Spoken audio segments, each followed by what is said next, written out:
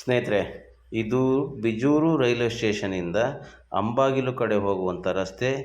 ಈ ಕಡೆ ಎರಡು ಕಡೆ ಒಂದೊಂದು ಕಂಬವನ್ನು ಹೊಡೆದು ಅನಿವಾರ್ಯ ಕಾರಣದಿಂದ ಬಂದ್ ಮಾಡಿದ್ರು ಅವರು.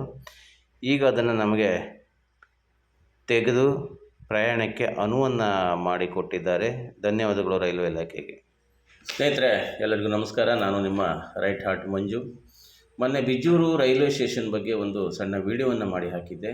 ಅದನ್ನು ತುಂಬ ಜನ ವೀಕ್ಷಿಸಿದ್ದೀರಿ ಮತ್ತು ತುಂಬ ಸಹಕಾರವನ್ನು ಸಹ ನೀಡಿದ್ದೀರಿ. ಆ ದಿನ ನಾವು 2 ಮನವಿಯನ್ನು ರೈಲ್ವೆ ಇಲಾಖೆಗೆ ಮತ್ತು ನಮ್ಮ MLA ಸಾಹೇಬರಿಗೆ ಸೇರಿಸಿ ಕೊಟ್ಟಿದ್ದೇವೆ. ಆ 2 ಮನವಿಗಳಲ್ಲಿ ಒಂದು ಮನವಿ ಈಗಾಗಲೇ ಪುರಸ್ಕೃತಗೊಂಡಿದೆ. ಒಂದು ರಸ್ತೆಯನ್ನು ಬಿಡುಗಡೆ ಮಾಡಿಕೊಡ್ಬೇಕಂತ, ಇನ್ನೊಂದು ಹೆಚ್ಚಿನ ರೈಲುಗಳನ್ನು ನಿಲುಗಡೆ ಮಾಡಿಕೊಡಿ ಅಂತ. ಈಗಾಗಲೇ ರಸ್ತೆಯಲ್ಲಿ ಹೋಗಿದಂಥ ಕಬ್ಬಿಣದ ಕಂಬವನ್ನು ಕಿತ್ತು ನಮಗೆ ಪ್ರಯಾಣಕ್ಕೆ ಅನುವನ್ನು ಮಾಡಿಕೊಟ್ಟಿದ್ದಾರೆ ರೈಲ್ವೆ ಇಲಾಖೆಯವರು. ಹಾಗೂ ಇನ್ನೊಂದು ಮನವಿಯನ್ನು ಸಹ ಅತಿ ಶೀಘ್ರದಲ್ಲೇ ನಾವು ಅದನ್ನು ಮಾಡಿಕೊಡ್ತೇವೆ ಅನ್ನುವಂಥ ಭರವಸೆಯನ್ನು ಸಹ ನೀಡಿದ್ದಾರೆ.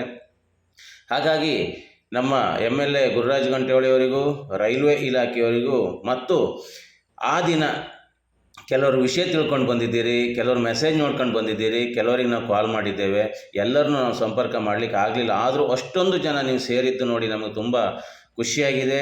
ಇದಕ್ಕಾಗಿ ಎಲ್ಲರಿಗೂ ಮಗದೊಮ್ಮೆ ನಮ್ಮ ಈ ಬಿಜೂರು ರೈಲ್ವೆ ಯಾತ್ರಿಕ ಸಂಘದಿಂದ ತುಂಬ ಧನ್ಯವಾದಗಳನ್ನು ಹೇಳ್ತಾ ಇದ್ದೇನೆ. ಸ್ನೇಹಿತರೆ, ಇನ್ನೂ ನಾವು ಹೆಚ್ಚಿನ ಕೆಲಸವನ್ನು ಮಾಡಬೇಕಾಗಿದೆ. ಈ ನಮ್ಮ ಬಿಜೂರು ರೈಲ್ವೆ ಸ್ಟೇಷನಲ್ಲಿ ರೈಲು ನಿಲ್ಲಿಸೋದು ಅಷ್ಟು ಕಷ್ಟಕರವಾದ ವಿಚಾರವೇ ಅಲ್ಲವೇ ಅಲ್ಲ. ಯಾಕಂತಂದರೆ ಎಲ್ಲ ಮೂಲಭೂತ ಸೌಕರ್ಯಗಳು ಈಗಾಗಲೇ ಅಲ್ಲಿದೆ. ಇವರು ಏನೋ ಖರ್ಚು ಮಾಡಬೇಕಾದಂಥ ಅವಶ್ಯಕತೆ ಇಲ್ಲ. ಇನ್ನೊಂದು ಹೇಳಬೇಕಂತಂದರೆ, ಸಾಧಾರಣ ದಿನಕ್ಕೆ 50 ರೈಲುಗಳು ಓಡಾಡಿದರೆ 30 ರೈಲುಗಳು ಇಲ್ಲಿ ಕ್ರಾಸಿಂಗ್ ಆಗ್ತದೆ. ಆ 30 ರೈಲುಗಳಲ್ಲಿ ಒಂದು 3ರಿಂದ 4 ರೈಲುಗಳನ್ನು ಇಲ್ಲಿ ನಮ್ಮ ಸ್ಟಾಪೇಜ್ ಆಗಿ ಮಾಡಿಕೊಟ್ರೆ ತುಂಬ ಉಪಕಾರ ನಮ್ಮ ಊರಿಗಾಗ್ತದೆ, ಊರು ಅಭಿವೃದ್ಧಿ ಆಗ್ತದೆ, ನಮ್ಮೂರಿನ ಪ್ರಯಾಣಿಕರಿಗೆ ತುಂಬ ಹೆಲ್ಪ್ ಆಗ್ತದೆ ಅನ್ನುವಂಥದ್ದು ನಮ್ಮೆಲ್ಲರ ಅನಿಸಿಕೆ. ಅದಕ್ಕಾಗಿ ನಾವೆಲ್ಲರೂ ಒಂದಾಗಬೇಕಾಗಿದೆ.